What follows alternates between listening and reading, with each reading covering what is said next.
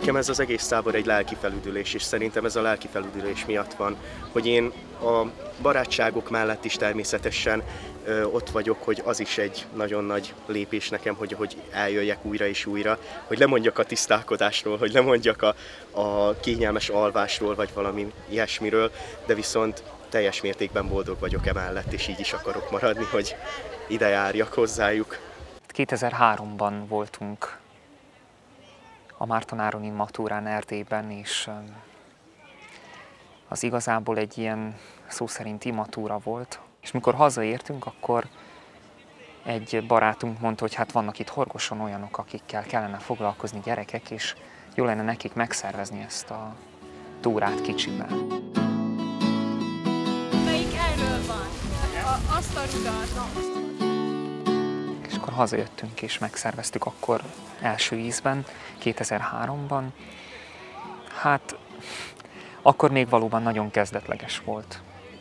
Csak egy néhányan voltak, azt úgy emlékszem, hogy egy 21 néhányan. Mikor ugye beléptem ebbe a társaságba, akkor olyan volt, hogy hihetetlenül jól éreztem magam köztük, és nem tudok tőlük elválni úgy, hogy mondjuk következő évben eljöjjek el, vagy valami hasonló. Nekem a tábor egy hihetetlen nagy élmény, kipihenés, másoknak fáradtság, vagy valami, de én itt annyira feltöltődök, hogy az hihetetlen. Egy jó közösségbe tartozhatok így, és lelki erőt ad. Tavaly volt a 10. tábor, idén már a 11-et szervezzük. Minden évben többen jönnek, idén vannak a legtöbben, szemmértékkel kb. 90 résztvevő van, plusz még a szervezők. Azt hiszem, hogy a számok is beszélnek arról, hogy a gyerekeknek van egyfajta igényük. Igényük a túrára, a fizikai megpróbáltatásra és a lelki megpróbáltatásra. Kell a fiataloknak, hogy megtudják, hogy Jézus élt, és hogy ért, hogy meghalt, és hogy van miben hinni. Szerintem azért, hogy jobb emberek legyenek, hogy ne a mostani rosszat lássák a másikban, hanem mindig a jót keressék egymásban.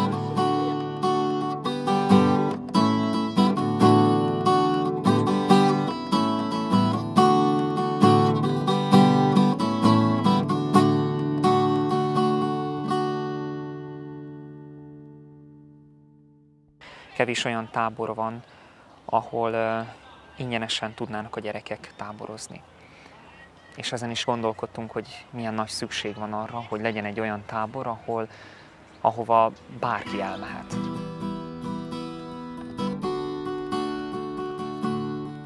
Nem azért kérjük ezt, hogy ne hozzanak magukkal telefont, hogy nem azért kérjük, hogy ők szenvedjenek, hanem azért, hogy megtapasztalják, hogy tudnak nélküle élni. Van áldozat, de ez édes teher. Nekem már az nagy áldozat, hogy ennyi gyerekkel kell együtt lennem, mert nem szoktam hozzájuk, és így sokszor kell kilépnem önmagamból, hogy sokkal kedvesebb legyek a gyerekekkel, mint amennyire szoktam. Egy olyan táborban minden havaj, egész nap csak, mit tudom én, lazulunk, akkor ott az már unalmas. Tehát itt ebben már van kihívás. Másrésztől meg itt nagyon sok szeretetet kapnak a gyerekek. Ő itten Béka úrfi, ő pedig itten Kacsa hölgy. És nagyon különbözőek, de mégis kiegészítik egymást, és nagyon szeretik egymást. És itt is, ahogy látom, nagyon különbözőek vagyunk, de célunk lesz az, hogy szeressük egymást. Amit már mindenek előtt szeretnék mondani nektek, hogy lássátok és tapasztaljátok, hogy ez a tábor, ez Istennek a műve. Isten akarta, meg akarja ma is. Hogy ennek mi a legalapvetőbb jele? Az, hogy például, ami majd lesz vacsora ma, holnap után, meg az utolsó vacsora is, az mind-mind jó szándékú embereknek az adományaiból jött össze. Ezen a 4 napon a Szentlélek az túlórázik. Azért, hogy valóban így is legyen, azért hívjuk, hogy szálljon le, és legyen itt köztünk egy dallal.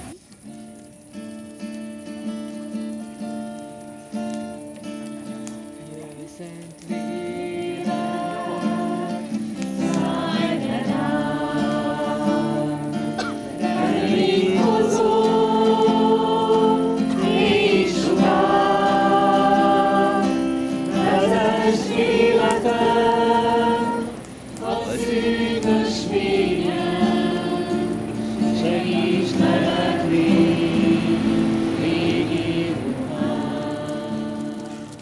be fogunk majd egymásnak mutatkozni.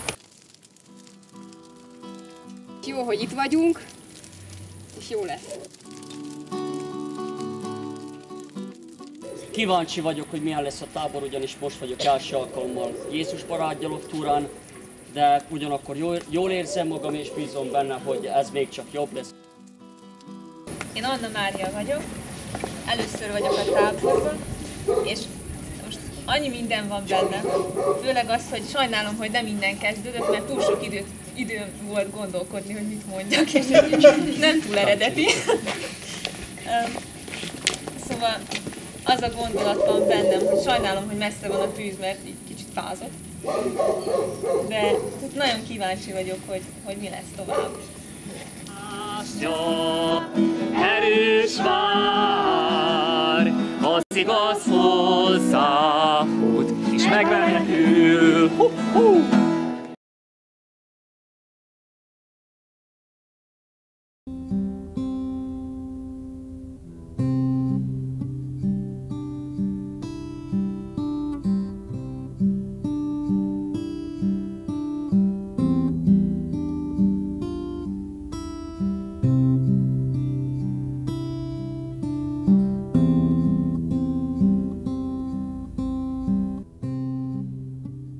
Jó, akkor kiabálni kell, hogy ébresztünk. Gyerünk, megyünk föl a felső kertbe. Azt ugye mondanom se kell, hogy ébresztő van. Nem maradjon le senki sem. Ez a napnak a legjobb része. Biztos elaludtátok a nyakatokat a sátorban. 1, 2, 3, 4. Próbálj még egy kicsit lelkesebben tornázni. Egészen légy. Gyerünk! 8, 9, 10.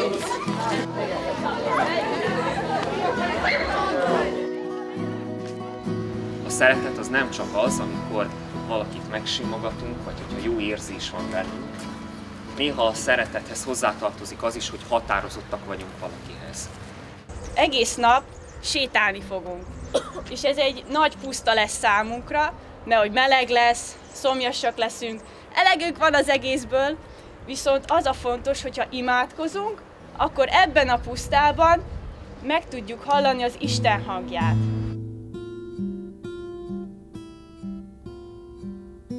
Az Atya, Fiú és a Szent Lélek nevében, amen. Itt található a reggeli, megfordulsz, ott van egy lepény és a jogurt jobb oldal.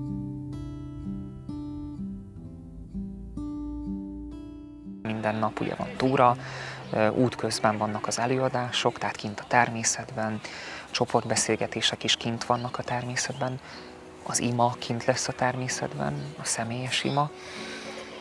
Úgyhogy igyekszünk olyan helyre vinni a fiatalokat, ami nem megszokott, ugye, különösen a városiaknak újdonság ez.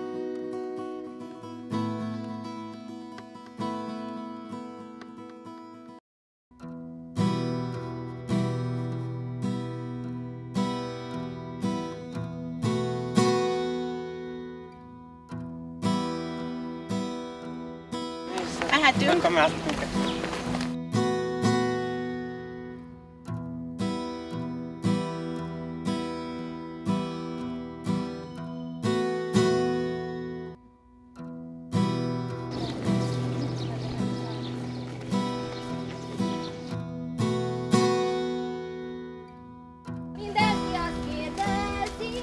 Mindenki azt kérdezi, kik vagytok ti gyerekek?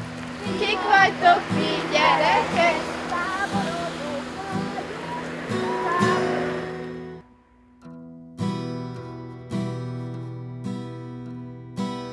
Megvan. Van nálam 4 liter víz. És süt a nap.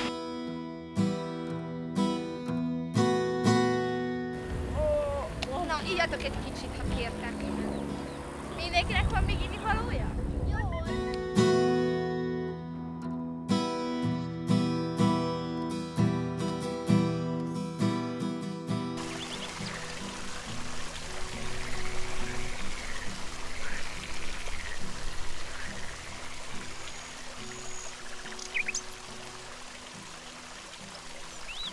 Tehát szeretet az teremtés.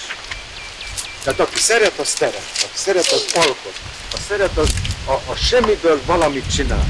Tehát létrehoz valami újat. A szeretet az a legizgalmasabb, meg a legszebb dolog a világban, mert az alkot, az teremt. Meghallgatom őket, beszélgetek velük együtt, poénkodunk, viccelődünk, és tehát minden pillanatban megpróbálunk tenni a jót, és ahogy az előbb hallottuk az előadásban, hogy akarni a jót. Úgyhogy ez az, ami mozgat, és amit el szeretnék érni, és amit gyakorolni a táborban. Hát mindig valami új van benne. És ahogy az előbb volt egy kis előadás, a szeretet az mindig valami újat hoz.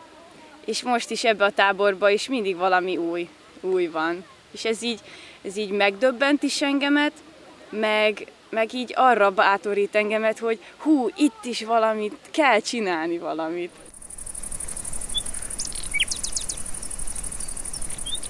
A beszélgetés az eltereli a figyelmünket a sétának a fáradalmairól. Kamaszoknak nagyon nagy szükségük van arra, hogy ők megmutathassák azt, hogy képesek arra, hogy kilépjenek önmagukból, hogy képesek a fizikai próbatételt jól venni.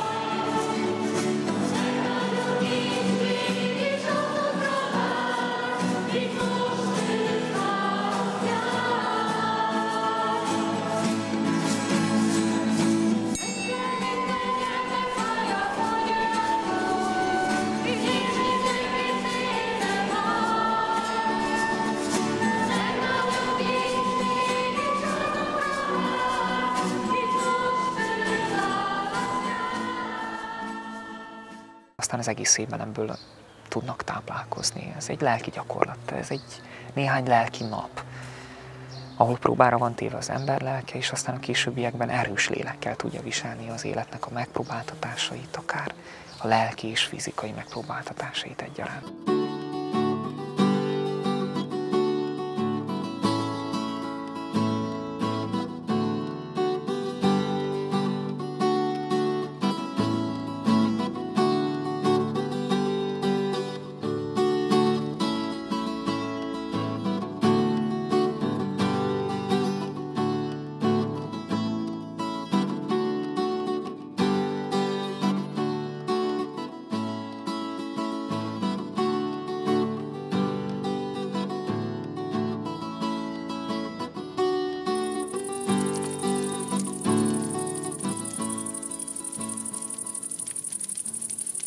És amikor odaértünk, akkor hallgattunk, leültünk és hallgattunk egy nagyon szép előadást. És még hallgattunk, a lelkünket tettük próbára. A lelkünk fejlődött. Mert még az Atya beszélt, akkor mi is vele gondolkodtunk. Megjegyeztük a történetet.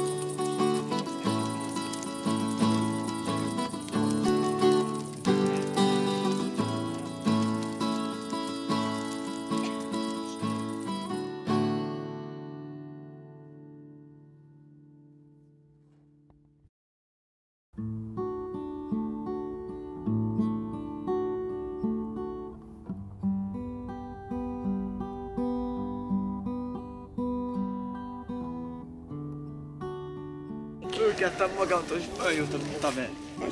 Jó reggelt. Nyitott szembe aludtam.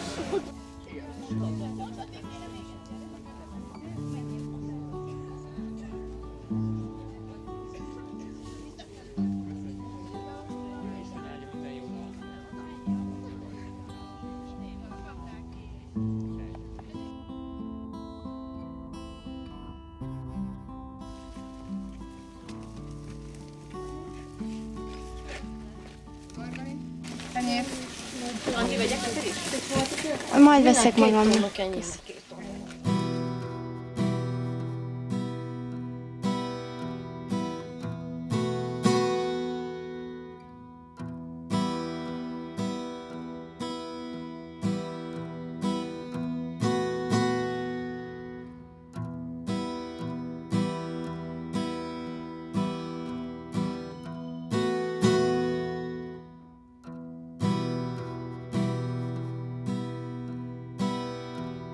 A tábornak az első napja mindig így néz ki, hogy kicsit sok a hangoskodás, viszont mára már mindenki kifáradt, és mindenki el tudott csendesedni, és ennek örültem, szóval az alvás is jobban ment.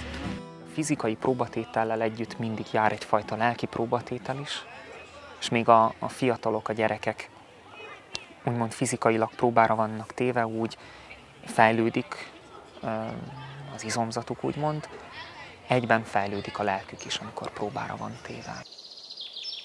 Ahhoz, hogy valakivel kölcsönös szeretetben tudj élni, ahhoz szükség van arra, hogy te személy szerint lemondjál önmagadról. Csak akkor tudsz valakit szeretni, hogyha engeded, hogy ne úgy történjenek feltétlenül a dolgok, ahogy te szeretnéd. Viszont ehhez gerincre van szükség, tartásra van szükség. Mi azt jelenti, hogy nem törődök a saját magam kényelmével, a saját magam vágyaival, hanem hajlamos vagyok másért élni. Arra nem tudja befogadni. De az a lényeg, hogy próbálkozni kell, és akkor szeretni őket is, akik ilyen szomorúak, vagy esetleg magányosak. Tehát hogy igyekeznünk kell őket szeretni. Nagyon át tudtam érezni, hogy milyen gyengének lenni, és milyen a többi emberrel. Tehát, hogy te máshogy gondolkozol, és ők is máshogy gondolkodnak, és hogy ezért sokszor lenéznek, kicsúfolnak, vagy pedig gúnyolódnak avval, ami neked fontos, ami mindennél fontosabb neked, és akkor még úgy beléd löknek egyet, hogy ha-ha-ha. Gyerekek megérkeznek a saját maguk kis világával, a saját gondolatvilágukkal, és utána olyan csoda végignézni, ahogy változik az ember egyéniség. Egy néhány nap elég ahhoz, amikor 3-4 napon keresztül rendszeresen imádkozik, 3-4 napon keresztül olyan témákról hall, ami Isten központú, ami válaszokat ad olyan kérdéseire, amit szinte nem ismert eddig föltenni. És hogy amikor látjuk, hogy egészen másképp megy haza.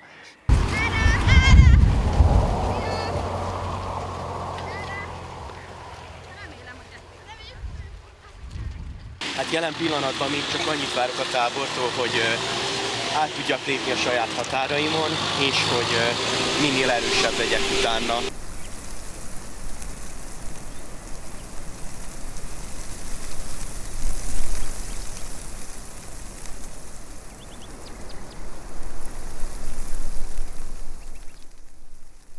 Megerősödést, barátságokat.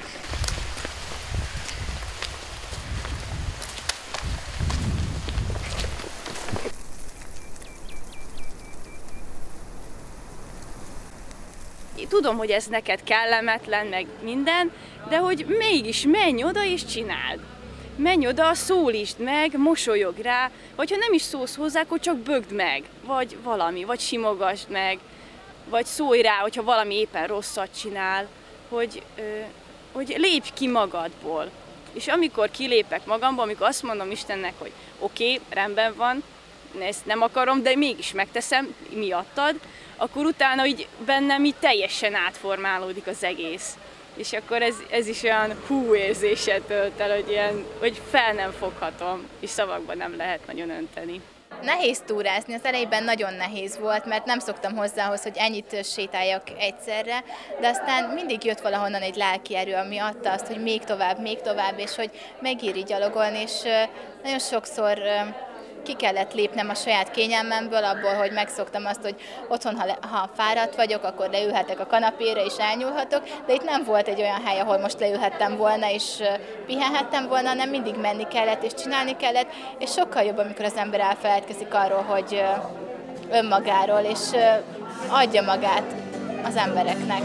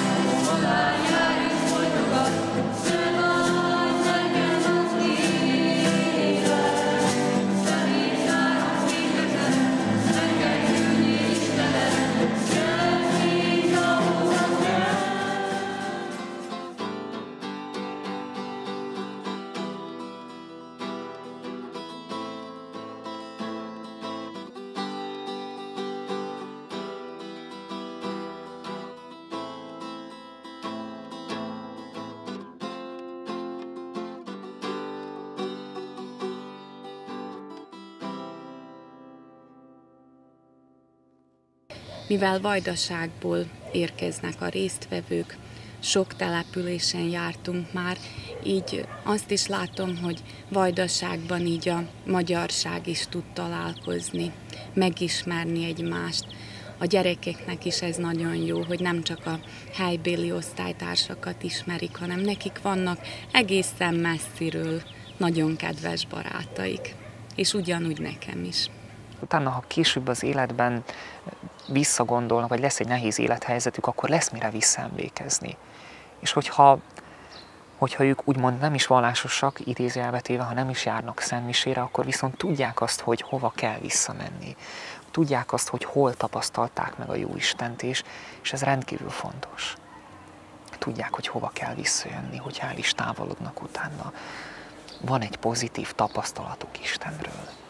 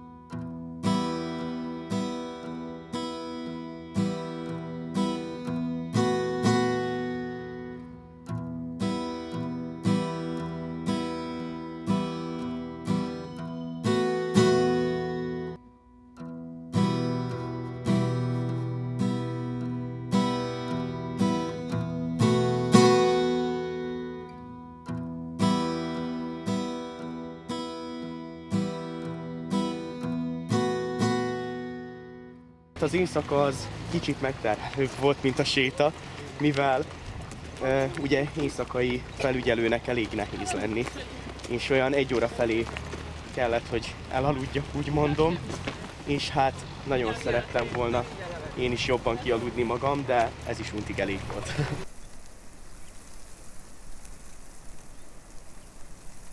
Nem tudjuk, mit jelent, hogy milyen nagy ajándék, hogy letusolhatunk, milyen nagy ajándék, hogy vacsorázhatunk, hogy főtétel van az asztalon. Nem tudjuk, milyen nagy ajándék az, hogy puha ágyba pihenhetünk le. És azt hiszem, hogy egy tábor, amikor ez nincs, ez emlékeztet bennünket arra, hogy milyen nagy ajándék az, amikor van. Az, hogy keveset aludtam, tehát úgy túrázni, az alapból is egy ilyen fáradtság. Még az, hogy tehát, odafigyelni a másikra, ez is nagyon kifáraszt. Rájöttem arra, hogy többre vagyok képes, mint amit gondoltam magamról.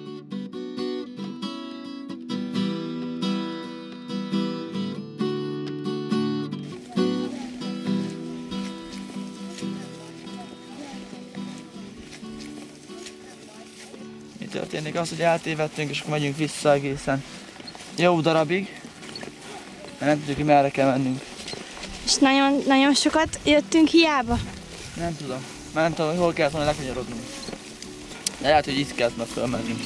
Fogalmam sincs.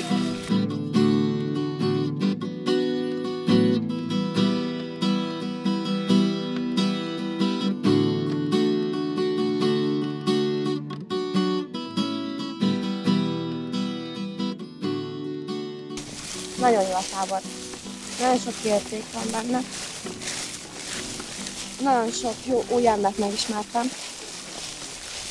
Tele értékekkel.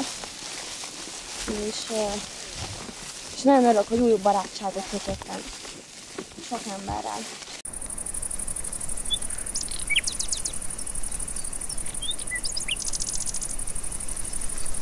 Most már megvan.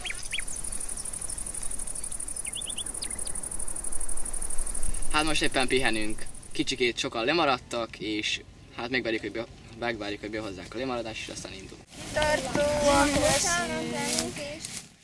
Jobban megnyílnak az emberek, én is jobban megnyílok. Hát a hangulat az, ami így fokozza az érzéseket.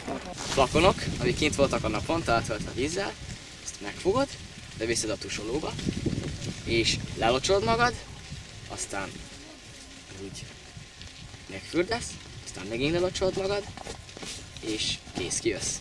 Egymásra nagyon odafigyelünk, és ha valakinek baja van, akkor mindenki benne is megkérdezi, segít, ahogy tud. Eljöttem, hogy áldjam, csodáljam, imádjam, ő értem adta önmagát. Csodálatos Isten, dicsőséges bárány, fogadd el szívem imádatát. Eljöttem, hogy áldjam, csodáljam,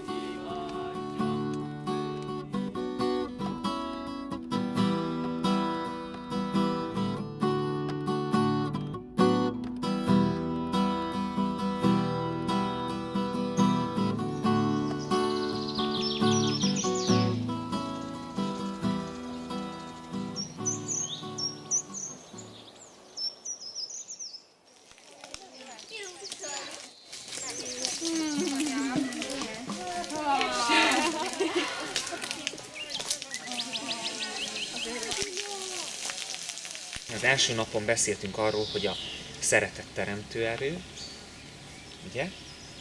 A második napon beszéltünk arról, hogy kölcsönös szeretetben élek, nem féltem magamat a szenvedéstől, és a harmadik napon pedig arról fogunk majd hallani, hogy mit jelent a szeretetet megosztani, és mit jelent a szeretetet nem megosztani.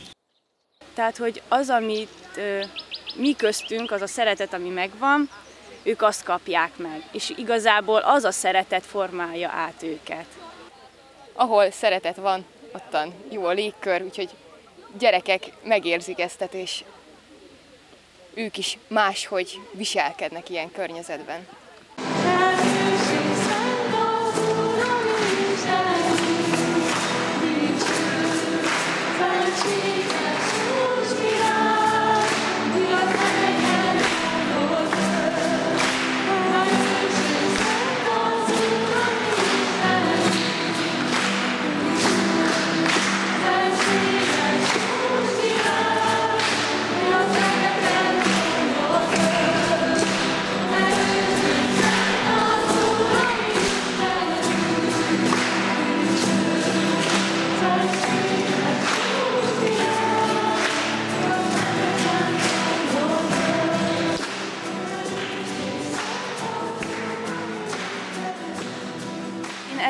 erre igyekszek, ezt szeretném, hogyha nem csak én is, hanem a többi csoportvezető is, hogy ezt adjuk át nekik, hogy lássanak példát arra, hogy igenis vannak rendes szeretetre, hogy ők is szeretetre méltóak, és hogy vannak olyan személyek, akik őket szeretik.